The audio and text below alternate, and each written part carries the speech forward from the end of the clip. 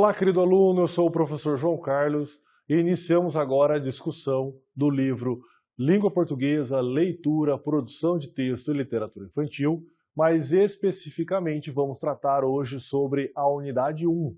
Então vamos discorrer sobre os conteúdos, sobre os temas e tópicos que são pertencentes à unidade 1 do nosso livro, tá bom? Então venha comigo, participe aí da aula, que tenho certeza que você vai gostar de toda a discussão. Bom, para que a gente possa começar, você viu que o título da unidade 1 é Os níveis e funções da linguagem oral e escrita. Então, nesta unidade, vamos trabalhar a linguagem no aspecto oral, no aspecto escrito, a sua dimensão de uso, sua dimensão de ensino e, claramente, como esses recursos podem ser utilizados não só por nós enquanto profissionais, mas também pensando ali no ensino-aprendizado dos nossos alunos, certo?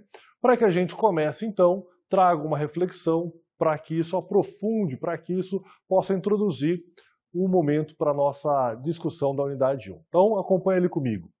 Ensinar não é transferir conhecimento, mas criar as possibilidades para a sua própria produção ou a sua construção. Paulo Freire. Então esse é o grande princípio da educação no sentido mais lato possível, que a educação não é algo que a gente vá transferir para o aluno. Então a gente não fala mais em ensino, né? Mas sim no processo complexo e evidentemente de mão dupla de ensino-aprendizagem. Então o foco já não é exclusivamente o professor, o foco não é exclusivamente o aluno, mas é essa ponte que deve se estabelecer entre a transmissão do conhecimento e, evidentemente, a recepção desse conhecimento, construindo, então, um ambiente propício para que a aprendizagem ocorra. Nem só focando na transmissão, nem só na recepção, mas em todo o processo que conduz a todo esse momento que nós chamamos de educação no sentido formal, né, de ensino-aprendizado. Tá bom? Então vamos lá para a nossa primeira discussão. Quando eu penso aqui, nós vamos discutir a língua materna como objeto de estudo. O que eu quero que você entenda? Nós nascemos no Brasil, a nossa língua oficial é a língua portuguesa. Evidentemente, cada país vai ter uma língua diferente, né? Alguns vão ter, pegando Portugal, pegando Angola, Guiné-Bissau, Timor-Leste também falam português, mas naturalmente você tem diversos países com línguas maternas diferentes. Isso nos dá uma ideia de que, quando nascemos aqui no Brasil, o nosso objeto de estudo, ao adentrar na universidade, ao adentrar num curso que tem um caráter pedagógico, que tem um caráter de ensino-aprendizado, você vai trabalhar com a nossa língua materna, que é a língua portuguesa.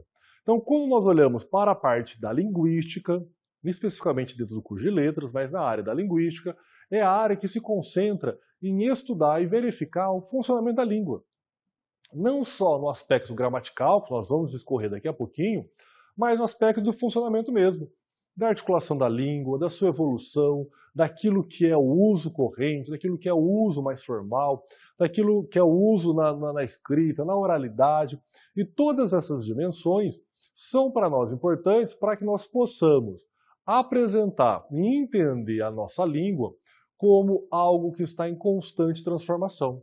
O que eu quero dizer com isso? Que a linguística, enquanto a ciência que olha para o funcionamento da língua, ela se volta exclusivamente para esse olhar de como nós vamos tratar esse objeto que é histórico, porque advém de um processo de colonização, um processo de exploração, que vem também, né, pensando lá em Portugal e na Europa, de uma formação muito mais ampla, que sai do final do Império Romano, né, e ali a formação de alguns países a partir do século XI para o século XII, e forma-se então o galego-português, que vai dar origem para nós ao português arcaico até nós chegarmos no português ou na língua portuguesa, que é de origem latina. Então, quando nós olhamos para as línguas existentes na atualidade, você vai perceber que 5 línguas neolatinas ainda existem, que é o português, o espanhol, o francês, o italiano e o romeno. São línguas em que a origem é comum, que é a língua latina. Por que eu estou falando isso? Porque não quer dizer que eu sabendo falar português, eu vou saber falar espanhol, francês, italiano e romeno ao mesmo tempo. Mas que a estrutura gramática, a organização da língua é parecida porque a origem é comum. Então, naturalmente, algumas coisas são muito parecidas ou próximas.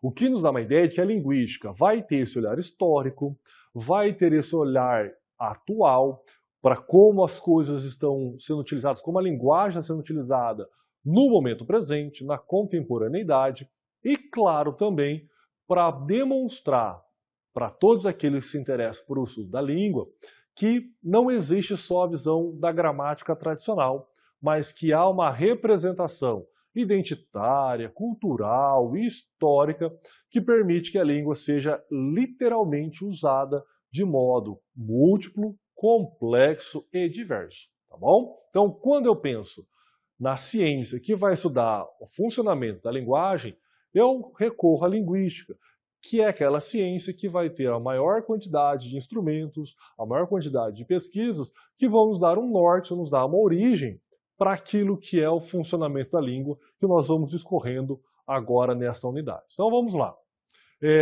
Quando eu penso nos fundamentos da linguística, da comunicação, eu vou pensar nesses três elementos, mas vamos um por um.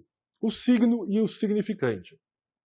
Curiosamente, quando nós aprendemos a língua, quando nós chegamos à vida adulta ou na juventude, raramente nós paramos para pensar que aquela palavra escrita, né, vamos pegar aqui a palavra amor, né, as letrinhas juntas, A, M, O e R, elas não significam esse sentimento que nós tanto falamos e tantas poesias, tantas pessoas falaram.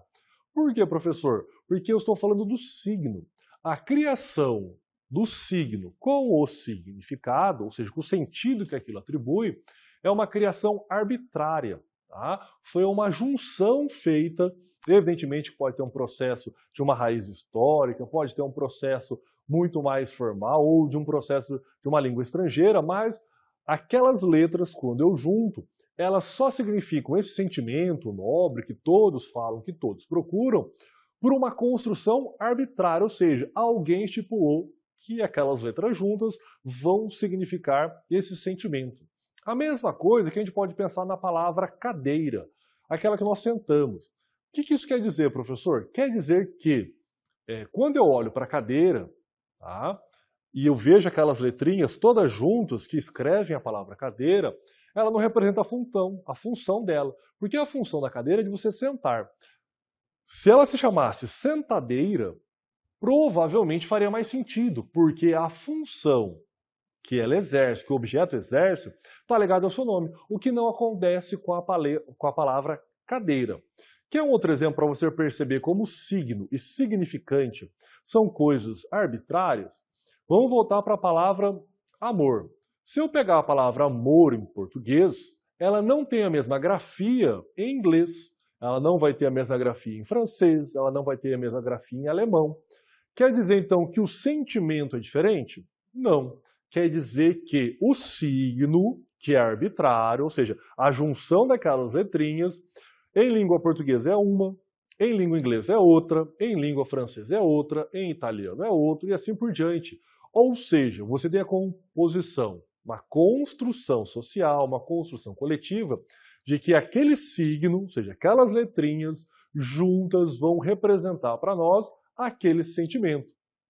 O que não quer dizer, como eu expliquei no exemplo da cadeira, que um objeto com uma função vai ter aquela palavra ou aquele nome porque vai ter uma função direta atribuída a ele. Tá?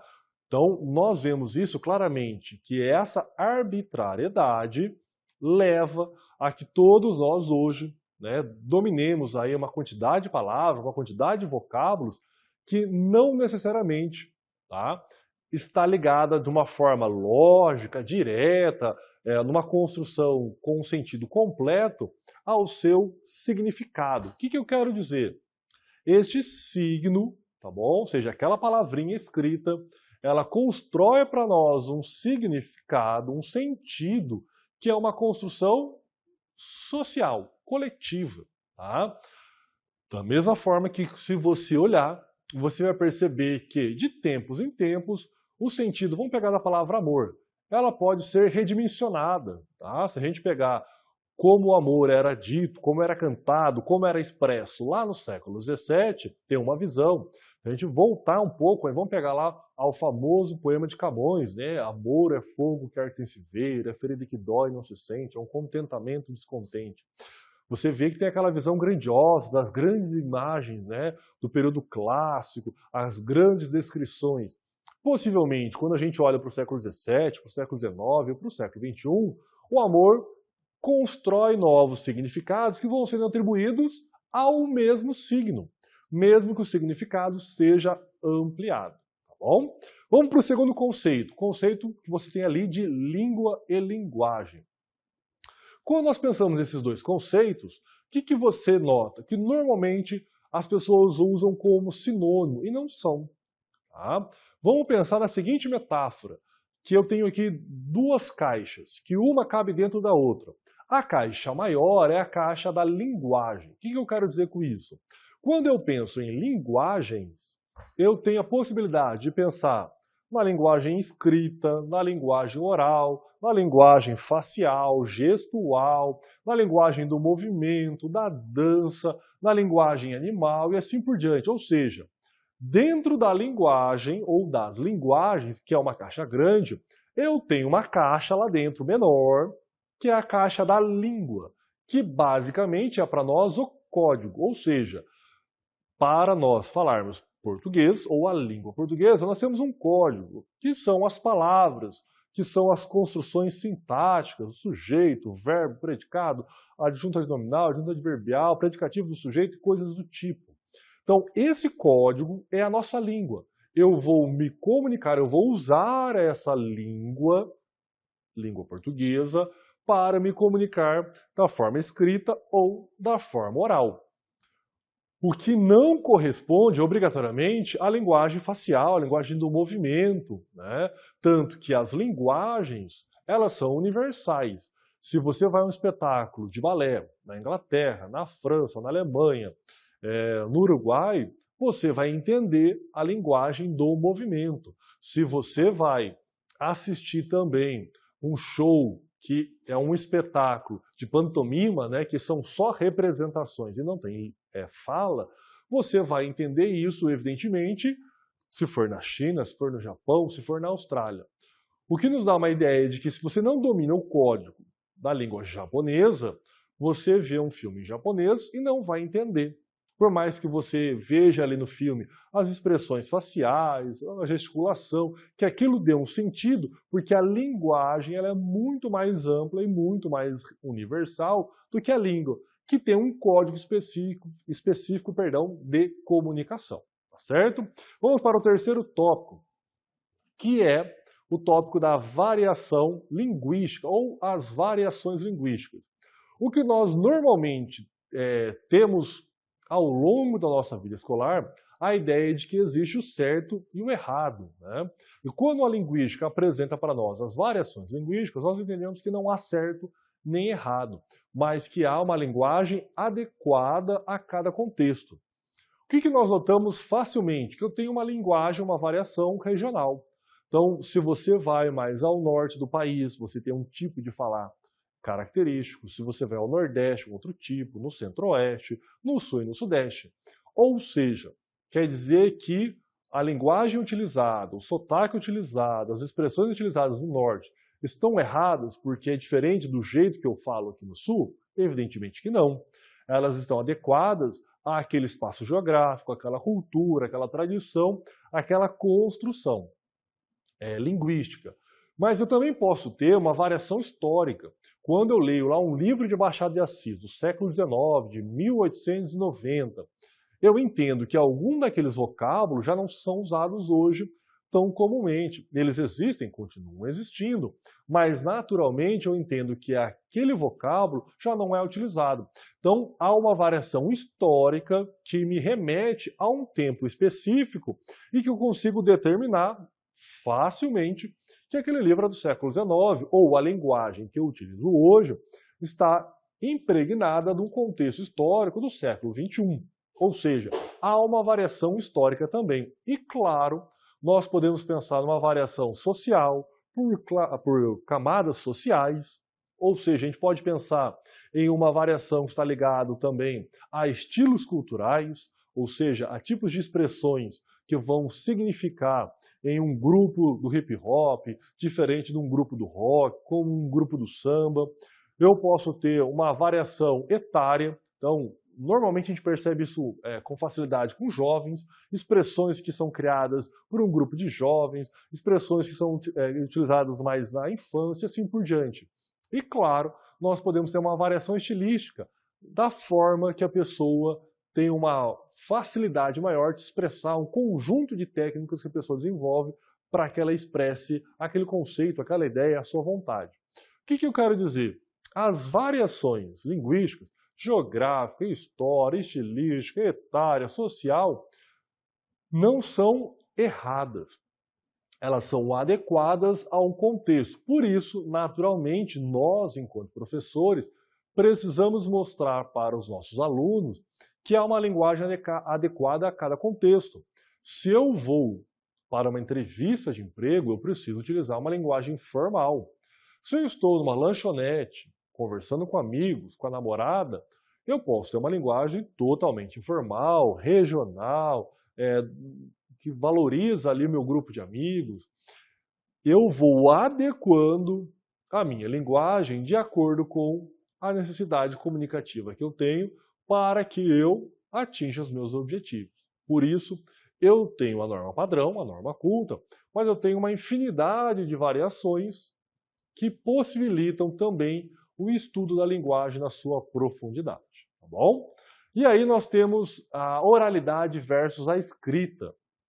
O que nós notamos, e isso é uma reflexão interessante, que quando nós pensamos na língua oral, de forma mais comum, nós utilizamos ela todos os dias, em muitos momentos, desde o momento que nós acordamos, naturalmente até o momento que nós dormimos. Na linguagem escrita, nem todos escrevem tanto ao longo do dia. Acredito eu, com esses aplicativos hoje de conversa, as pessoas voltaram a escrever muito mais, né? Talvez muito mais do que algumas gerações atrás. O que nos dá uma ideia de que a oralidade ela é muito mais maleável, ela é muito mais dinâmica, ela é muito mais reprodutiva. Então, eu falei alguma coisa com a pessoa não entendeu, ela já me pergunta, eu já consigo corrigir o que eu falei. Você tem a possibilidade, né, de uma interação muito mais fácil, ou seja, a linguagem oral ela tem um caráter muito mais flexível, muito mais interativo do que a linguagem escrita. Por quê?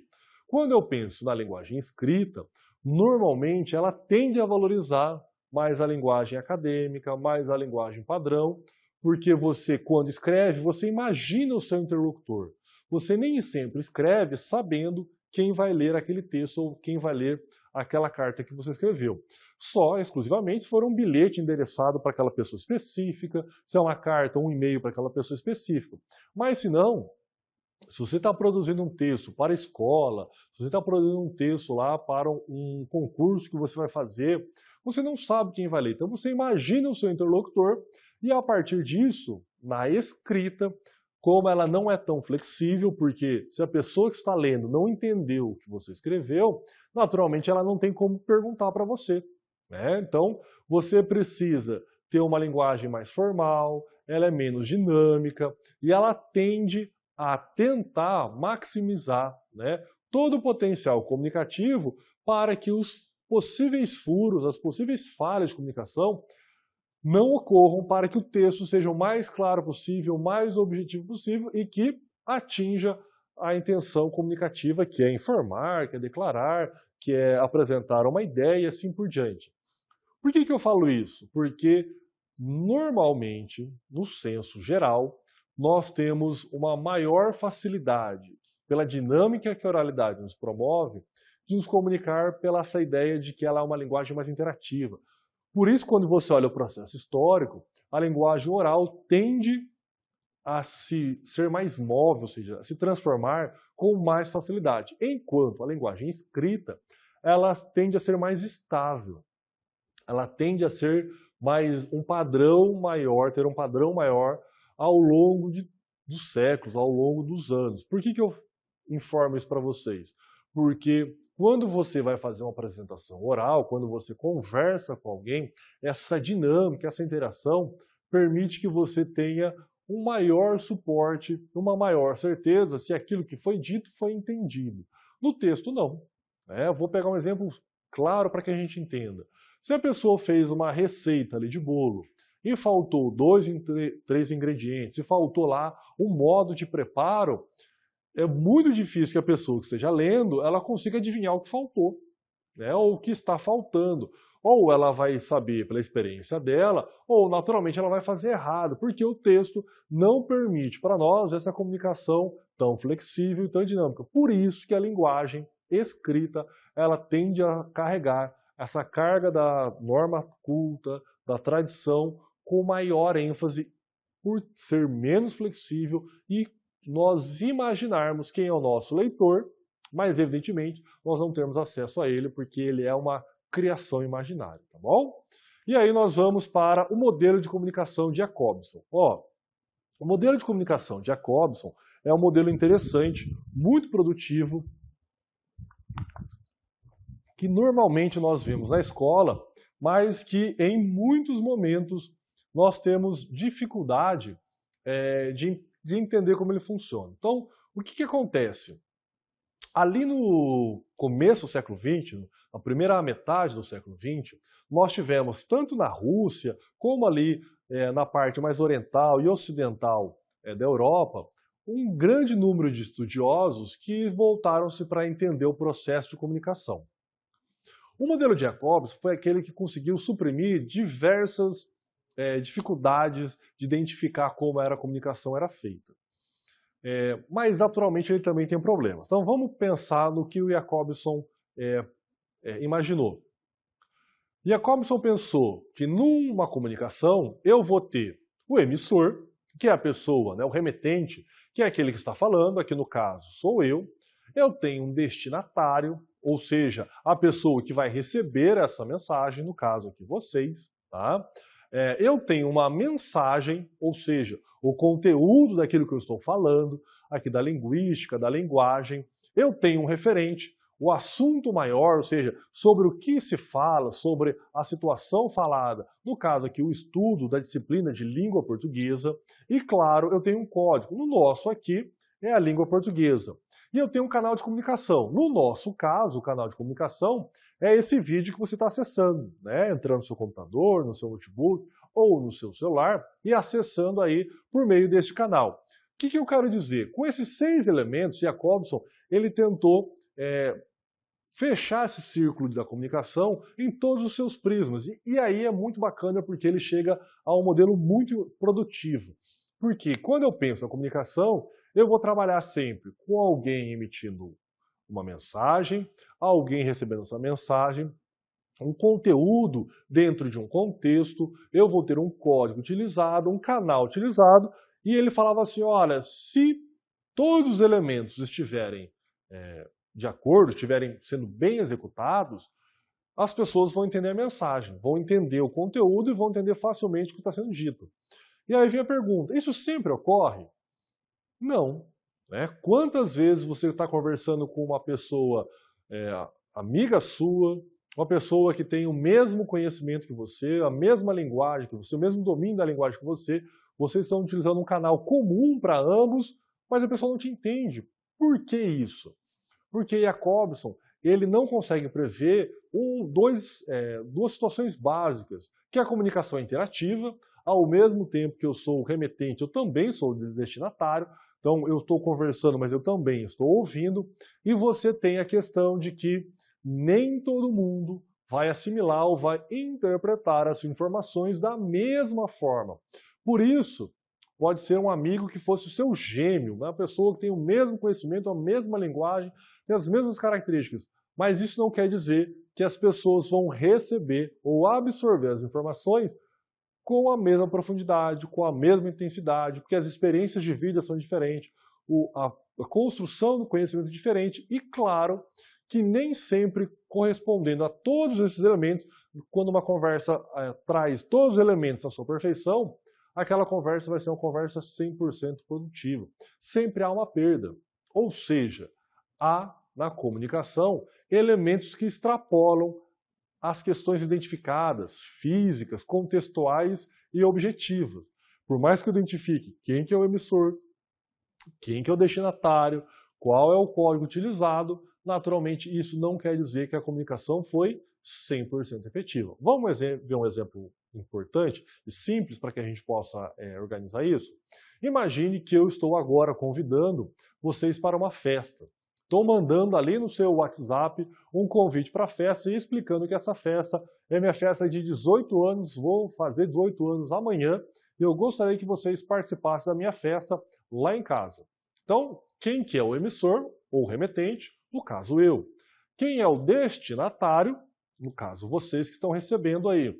Qual é a mensagem? Minha festa de 18 anos que vai acontecer lá em casa amanhã. Qual que é o referente? A festa de aniversário, né? Que é o assunto macro, aquilo que você vai falar, tá bom? Qual é o código? Língua portuguesa. Qual é o canal? O aplicativo lá do WhatsApp, tá bom? Isso nos dá uma ideia de que há um círculo com todos os elementos previstos por Jacobson. E claro que isso remete para nós à ideia da comunicação. O que não quer dizer, pegando esse exemplo, que todo mundo que lê a minha mensagem vai entender e vai compreender aquilo ali e vai comparecer na festa, dando uma ideia de que essa interpretação ela não é tão objetiva como Jacobson entendia, tá bom? E desse modelo ele estabelece também 6 funções da linguagem. Por que 6 funções da linguagem? Porque estão ligadas, tá, a esse processo comunicativo. Então a primeira função que vocês têm ali é a função emotiva, que está muito ligada ao emissor, ao remetente. Então, é aquela linguagem em primeira pessoa, onde a pessoa vai falar dos seus sentimentos, das suas dores, daquilo que ela acha, do que ela acredita. Então, é uma linguagem muito voltada para essa primeira pessoa, para quem está falando, para quem está emitindo o seu discurso. Depois eu tenho a linguagem conativa, que é aquela que vai para outra ponta, que está focada no destinatário, quem está recebendo essa mensagem, que normalmente é aquela linguagem expressiva, argumentativa, de convencimento, é aquele texto que quer te convencer a comprar algo, quer te convencer de uma ideia, quer te convencer de alguma construção, né, de uma hipótese e assim por diante. Está muito focado no destinatário.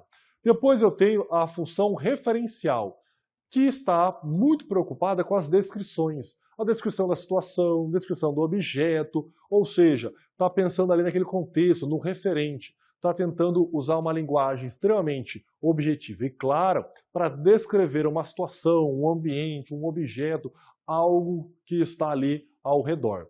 Eu vou ter a função poética, essa sim, já destinada, segundo Jacobson, para a literatura, aquela linguagem que está preocupada em trabalhar sons, ritmos, trabalhar com melodias, trabalhar com uma estrutura muito mais elaborada, muito mais metafórica, que era reservada no entendimento de Jacobson para a literatura, para esse universo mais ficcional.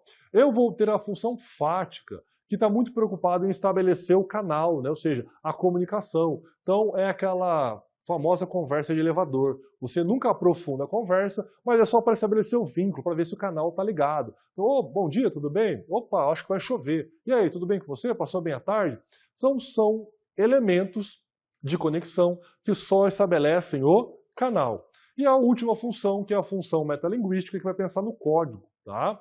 Que é a função que vai destrinchar ou falar sobre a própria linguagem, sobre como a linguagem se estrutura, como a linguagem se constrói. O que eu quero que você perceba?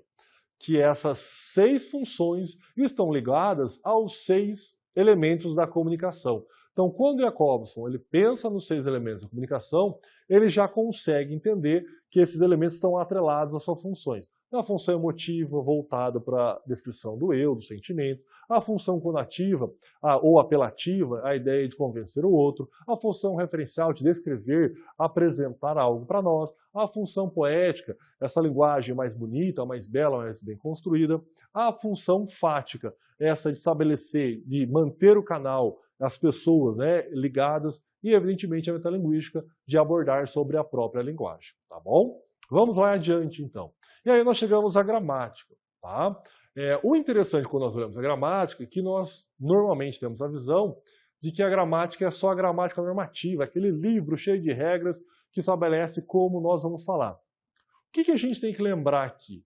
Que a gramática ela existe depois da linguagem. O que eu quero dizer? Primeiro as pessoas começaram a falar, vamos pensar lá na pré-história.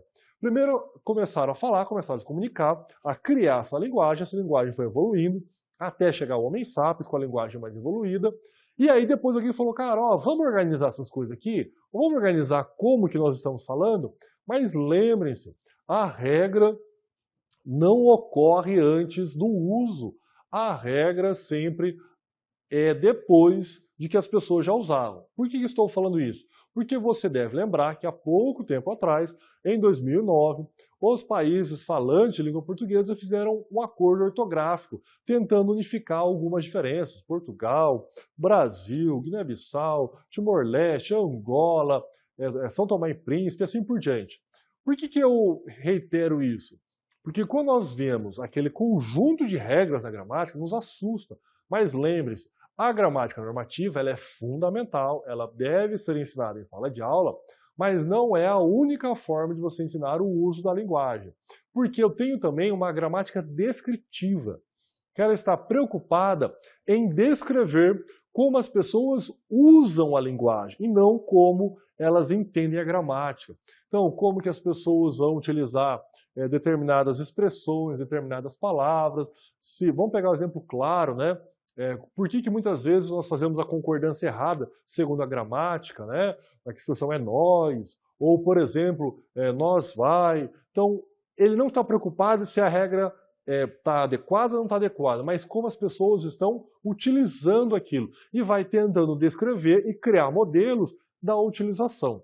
E eu também tenho a gramática internalizada, que é o estudo da gramática, pensando nas regras que nós, mesmo sem sabermos o que é um sujeito, o que é um verbo, o que é um objeto do verbo, obrigatoriamente eu uso essas construções. Então, quando uma criança lá, um bebezinho, começou a aprender a falar, e ela não sabe nem o que é sujeito, nem o que é verbo, nem o que é advérbio, nada disso, mas ela fala assim, quero bicicleta. Opa, ela já colocou lá o verbo, o sujeito está oculto, eu quero, e o que ela quer, esse objeto do verbo, está lá também, a bicicleta.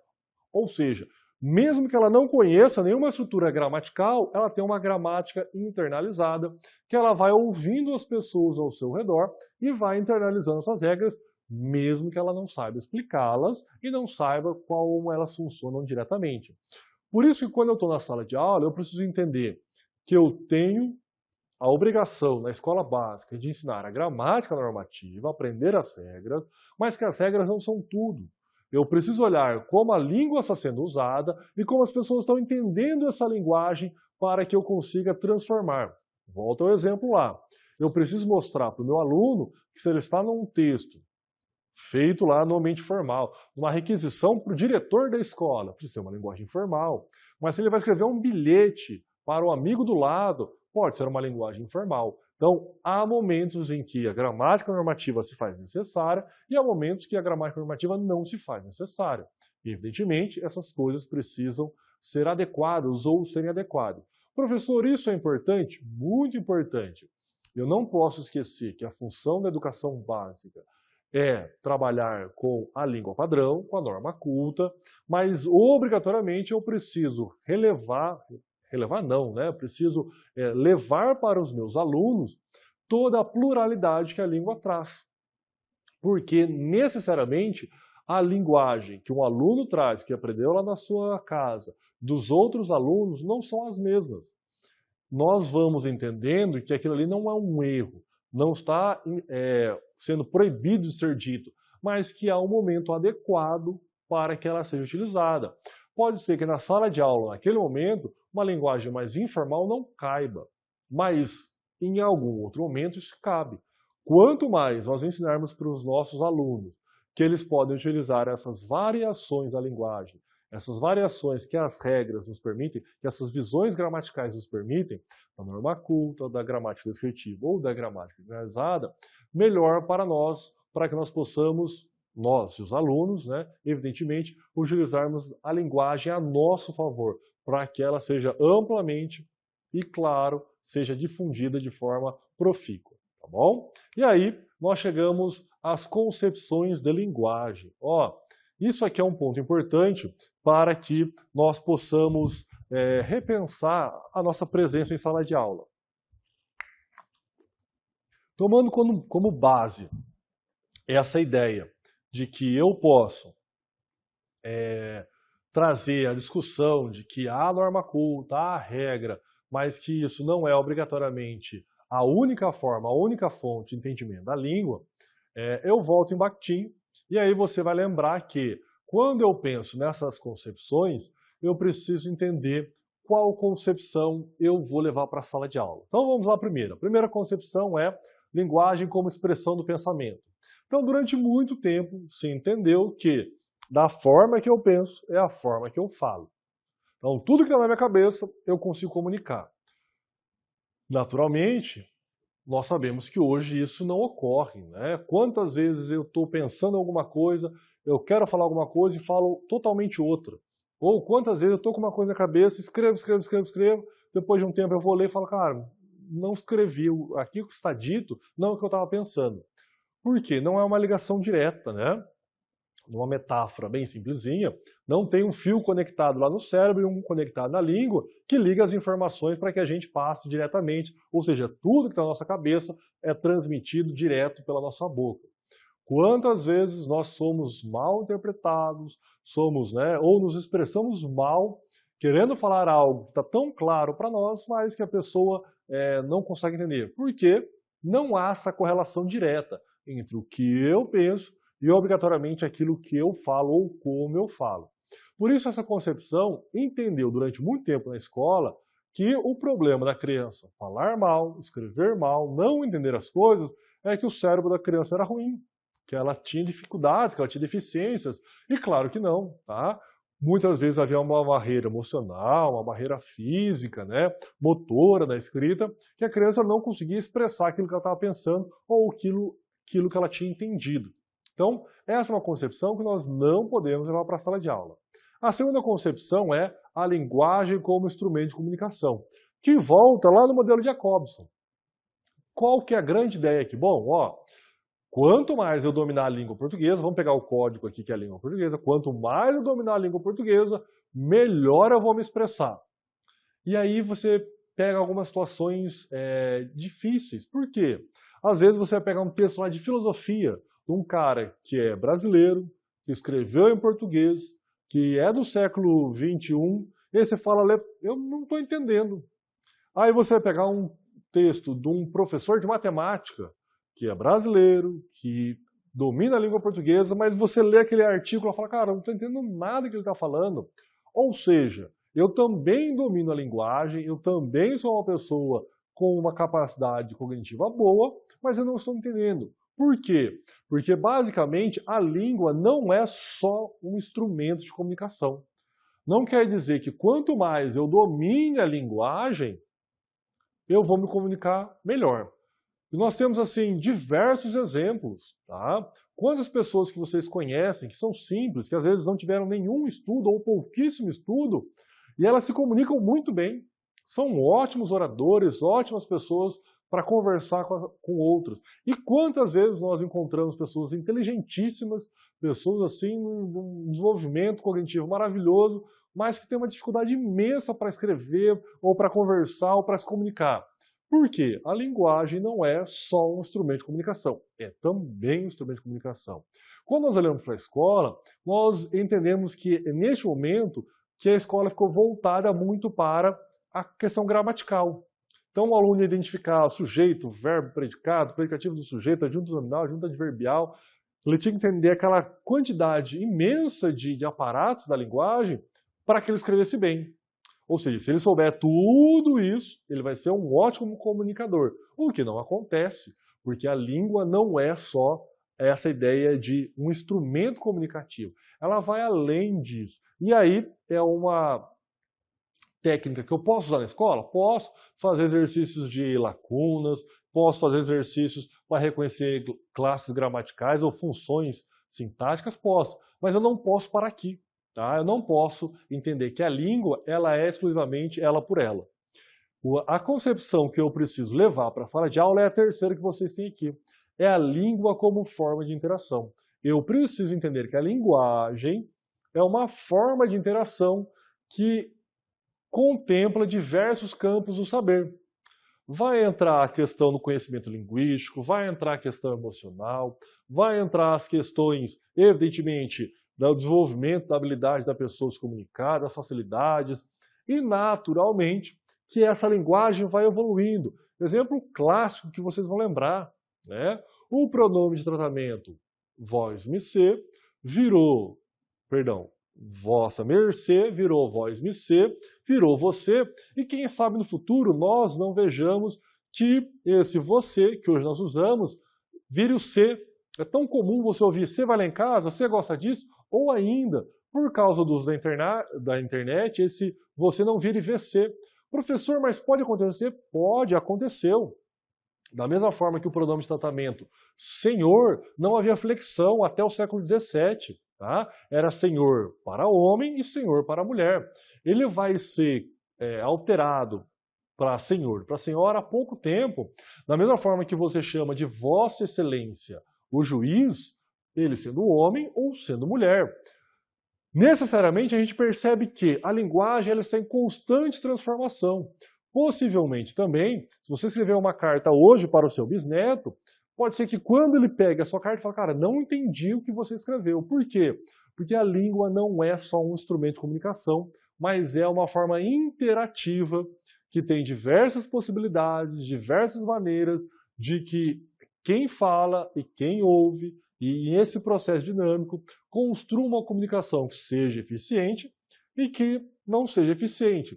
Não é só o conhecimento da linguagem, da estrutura linguística, que faz que essa pessoa domine toda a linguagem e todo o seu poder comunicativo. Tá bom? E aí, para a gente fechar, com uma pequena reflexão, lá de Cora Coralina, não te deixes destruir, ajuntando novas pedras e construindo novos poemas. Recria tua vida sempre e sempre. Remove pedras e planta roseiras e fazes doces. Recomeça. Ou seja, se está difícil, se está estudando, está com dificuldade, não pare. Não pare nessa primeira pedra. Recomece, reviva, reconstrua e siga em frente. Bons estudos!